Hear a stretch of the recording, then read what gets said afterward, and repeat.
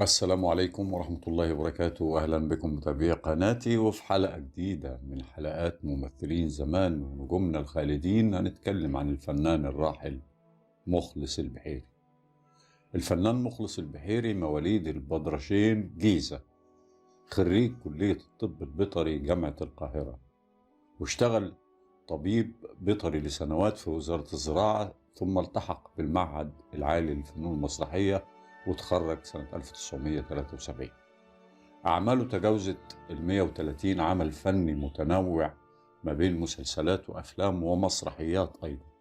حبه للفن جعله يترك مهنة الطب ويتجه للتمثيل، وبالفعل بدأ عمله على مسرح مركز البدرشين اللي قدم من خلاله عرض مسرحيتين، ولكن مشاركته الحقيقية عندما شارك لأول مرة في عام 1980 وقدم دور في مسرحية كوبري الناموس.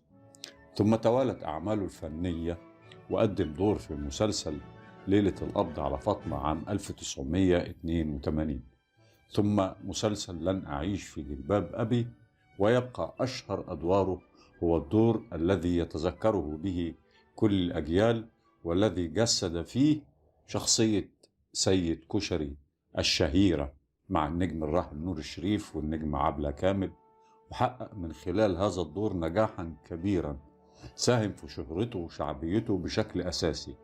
وكانت آخر أعماله الفنية فيلم الساحر ومسلسل الكومي، ولكنه رحل قبل أن يشاهدهم.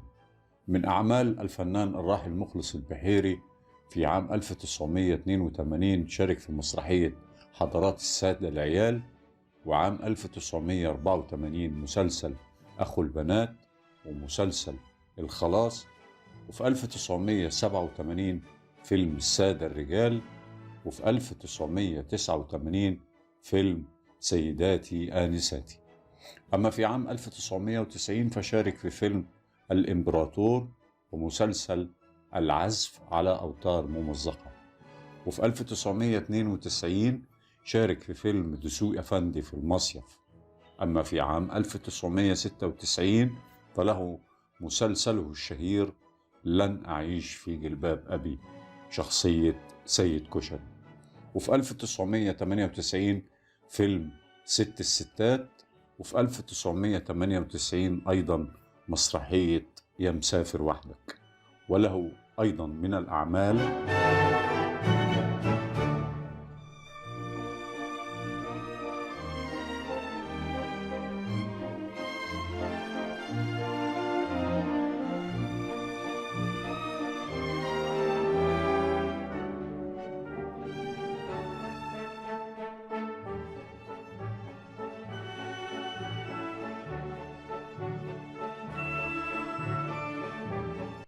الفنان مخلص البحيري رحمة الله عليه.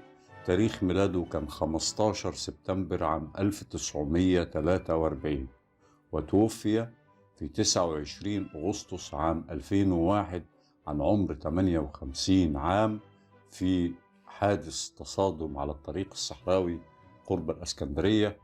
توفي هو وزوجته ونجلهم، وأصيبت بنته وشقيقة زوجته في حادث التصادم الذي تعرضت له سيارتهم التي كان يقودها بنفسه مصطحبا عائلته أثناء سفرهم إلى الإسكندرية.